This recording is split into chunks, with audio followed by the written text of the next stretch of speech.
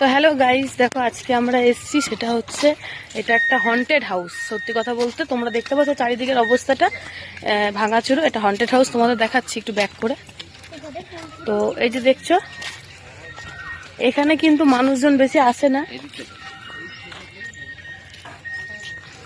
এখানে মানুষজন বেশি আসে না কারণ এখানে অনেক কিছু অ্যাক্টিভিটি হয় যেটা ভীষণ ভয়ানক। আর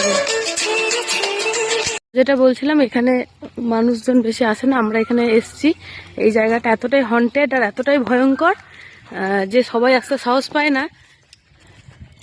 এই আমার কিন্তু ভয় লাগছে সঙ্গীতা, ভয় লাগছে।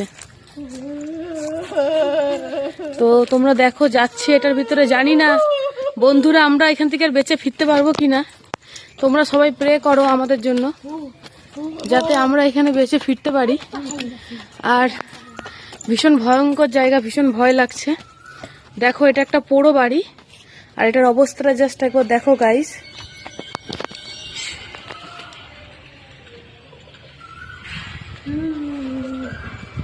ভীষণ ভয় লাগছে আমার এখানে।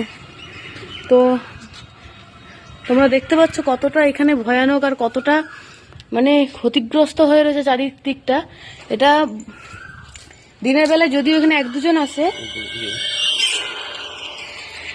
ভয় লাগছে আমার। আমার শরীর কেমন অস্থির অস্থির করছে।